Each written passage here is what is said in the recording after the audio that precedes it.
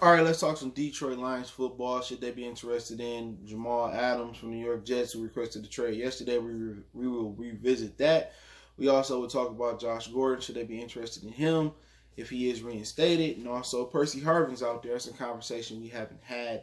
Make sure you hit that subscribe button, bell icon button, share the video. Appreciate everybody for tapping in. Check out Detroit Lions Talk playlist for more videos. Excuse me, like this. And start off with Adams. I've already my stance hasn't changed on Adams.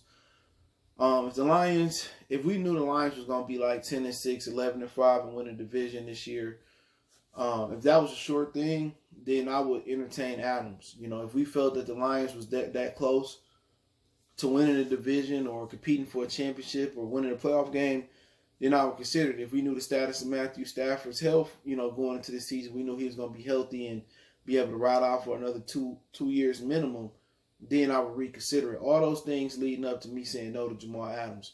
Imagine trading you're probably going to need a first and a third at least to even sit at the table to trade for Jamal Adams. Imagine trading your first round pick away next year, and then you fuck around and go 3-13 or 4-12 next year, and you have an opportunity to get Justin Fields or Trevor Lawrence or another capable quarterback. Stafford goes down because that's the only way I see them going 3, 4, or 5 wins. And now you traded your first round pick and you can't get a quarterback. So now you looking to trade back up, or then you looking to take a lesser quarterback in the second round, or you looking in free agency to get a quarterback. Now, had they drafted a quarterback this year, and they had a formidable, option at left tackle, then that would be a totally different conversation. Because if you do end up that high, you would play Stafford this year, and then you would have your rookie quarterback be able to take over if you get injured this year or completely next year. So really, and then you already have a left tackle that you can count on, which they don't. So the two most important positions on offense, they lack in that. They lack in that a blindside protector for Stafford, and they lacking that a successor for Stafford. Okay, so really, you're not in no position to trade any elite level draft picks. All right, so that's the issue with Jamal Adams. Can he come and help us? Absolutely. He can come and be an all-pro, and we still only win 3 or 4 games and Stafford go down. So that's what I'm saying. So we don't have the luxury of doing that. Now, if it was almost a sure thing that the Lions was going to be a playoff team this year, and Taylor Decker was going to be our left tackle for the future, and Stafford was going to be healthy for the next 2 or 3 seasons, then it makes a lot of sense. But you got a lot of people that's optimistic, and that's how all they think about is being optimistic about the Lions. And for me personally, ain't no grown man optimistic about situations that's not optimistic to be about, even football. And optimism is like, man, okay, I'm happy. But then reality kicks in, and then and the reality is for the Lions is we don't know. Is it reason to be optimistic about this season? I mean, yeah, football sells optimism for free. That's what makes football the king of America, because of the parity. You can go from worst to first. Like that, because a quarterback can go down to injury, people fall out their prime, people retire, and you can find a Hall of Famer being undrafted. You can't find that in the NBA. In the NBA, it's only 4 maximum I've really seen, really 4, but I'll go out and say it's only really 5 teams a year that can win a championship. In the NFL, any given Sunday you can win. You don't have to beat nobody 7 times. You got to beat them once. You got to be better on a Saturday, Sunday, than them one time. So optimism is always going to sell for free in the NFL until reality kicks in. And the reality of it is, if I knew that I had a good left tackle, I knew my quarterback was going to be upright this year, and I knew Matt Patricia was going to approach the game, the defensive side of the ball a lot different and change some things up, then, I wouldn't mind bringing Jamal Adams in. But it's just too many holes in this team. You give up a first-round pick this year, and Stafford go out there and mess his back up, or, get fucked up, and now you in a situation where you got to find a quarterback next year. And then Taylor Decker contract up next year, and he's not a good left tackle. So you in a position next year where you might need to acquire another first-round draft pick. You might need to acquire one to get a left tackle and get a quarterback. And that's why you move when you go that high in the draft, you don't take a corner. You take a quarterback, you take a left tackle, or you take a Khalil Mack, Lawrence Taylor, you take a Reggie White, an elite pass rusher. And that's what you do when you get up that high in the draft. So it's a hard no on Adams to me because of those reasons why. So, a lot of people, might see like, oh, Stafford's going to play another 5 or 7 years, this, that, and the third. History tells us, and his contract tells us, and him selling his house tells us that may not be true. I'm just putting it out there. So, at the end of the day, it is what it is. So, if I knew I was going to get, consistent, quarterback play, consistent health, consistent left tackle play, good offensive line play, and defense was going to do the job, and the new special teams coordinator was going to do the job, then yeah. If I knew the Lions was a short thing, and I knew they was probably going to be picking in how many teams making the playoffs? You got 4 division, guys, 6. So you got seven teams making the playoffs this year, 14 in all. So if I knew I was making the playoffs and I was going to probably go a little bit deep in the playoffs, and I was going to be picking around 15, 20, or the 20 range, then yeah, I would do it. And Stafford was going to be healthy. I knew I would have him for 21, 22. Yeah, I would go for it. But the Pistons, the Lions are not close close at, I think, reaching their goal. And the goal ain't just to make a playoff. The goal is to win the North, win a playoff game, and try to make a Super Bowl run. And everything that I've seen from this organization past 20-some years, I haven't seen it. And this year I haven't seen it. Some of the free agent pickups, I'm not too happy about. The draft was the best draft it seemed on paper that Bob had, but I just don't think they're quite there yet. You know what I'm saying? And that's just my opinion on it. So Adams is for a team that's like right on the cusp. You know what I'm saying?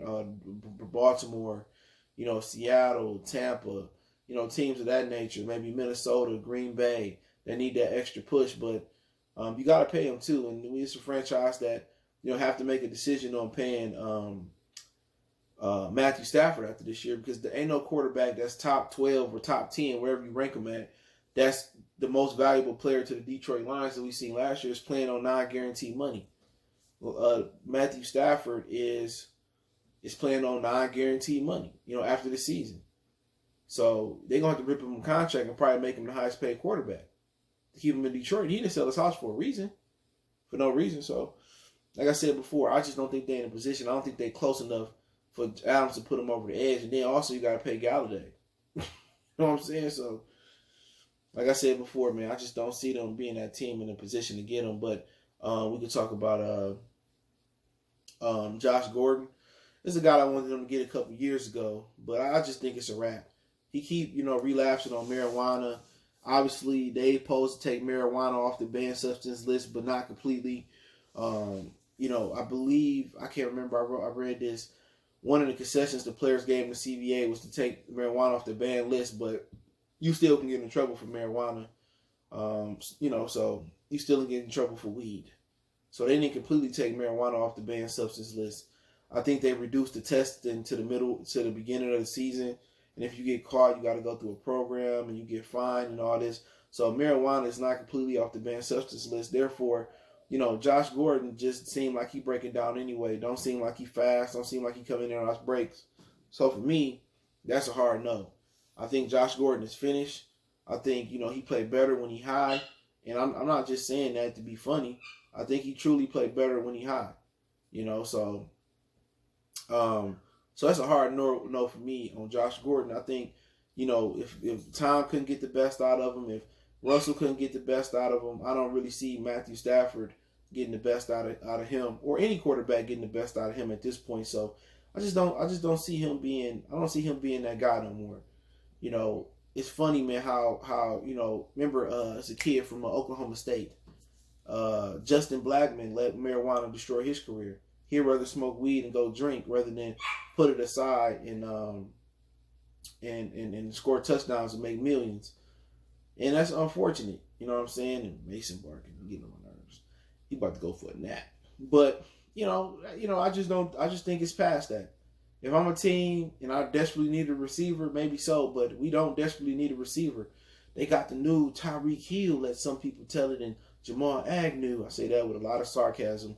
They got Danny Amendola. They got Kenny Galladay. They got Marvin Hall. They got a lot of different receivers out there they can bring in. I think they still got Fogham on the practice squad as well too. So, I just don't think we in need for a receiver unless it's like Antonio Brown. Then yeah, if my job on the line this year, and I knew that I needed some help, I might need some help, I take Antonio Brown. I try to mentor him. You got a solid veteran locker room. Why not? I know if Matthew Stafford was a high injury risk, I wouldn't have no whack ass Chase Daniels behind him if my job was on the line. I go get Cam Newton. You know what I'm saying? But some people don't think like that. People think, Stafford's gonna be healthy this year. He's gonna get better with age. Football don't work like that. You don't get healthier playing football. You feel me? You get more. Your body starts to deteriorate more and more and more. That's how I can tell a lot of people didn't play. You know what I'm saying? But that's a hard no on Josh Gordon. Percy Harvin, he come back. He working out. To me, I don't. Percy Harvin had a lot of issues with migraines. He was injury prone in Florida. He was injury prone in the league. Obviously, we got special teams locked down with Agnew and possibly Huntley and Tyler Johnson maybe returning kicks. So I really don't see a place for Percy Harvin in the Detroit Lions often. But he's still fast though. I seen him running. He's still fast, so that speed could help. But like I said before, even if he took time off, he rested. Usually, a lot of guys don't get healthier as their career go. You don't go from being injury prone to being, Iron Man. You feel me? You don't go to that. So, like I said before, his career, he's been injured. So, he would provide a speed aspect to things. But the one receiver I'm looking for is just Antonio Brown. I'll take a chance on him. But I really don't think Matt Patricia and Bob Quinn job on the line unless they lose the first 8 games, go 1-7, and then lose on Thanksgiving. Then I see that type of aspect playing into it. But with Percy Harvin, he could help with his speed. He a little bit refreshed, so maybe you can get a good season out of him. But out of the 3, I would probably consider Percy Harvin the most. But I think he want to go in a contender. But he can stretch the field, you know what I'm saying? And you can do some of the trick things you do with Agnew. And you ain't got to worry about polishing his routes. He know how to run some routes. He know how to catch the football. He ain't a developmental guy. He's a dude that's a bona fide playmaker. And you got to see physically where he at. And you have to ease him back into football and then see where he get. But I think he more of a proven commodity than Marvin Hall. His durability and his migraines has always been an issue throughout his career. But if you ask me out of the 3, which one I'm more likely to pick up is Percy Harvin. But I think the Lions probably pass on all 3 and ride with what they got. But hey, let me know what you guys think. Don't forget me on Facebook, Instagram, Twitter. You can reach out if you got business, question, inquiry, sponsorship, video requests. The fastest way is Twitter, then Facebook, then Instagram. I'm rarely on Instagram. Appreciate the love, support. Want to make a donation to the channel? Cash App, PayPal in the description. Best way to donate is share the video. Don't forget to check out the channel, Wild Goodfellas Sports TV, right here on YouTube, man. We talk about everything sports, music, news, and entertainment. And let me go get Mason. He crying. One time for the one time. We gone.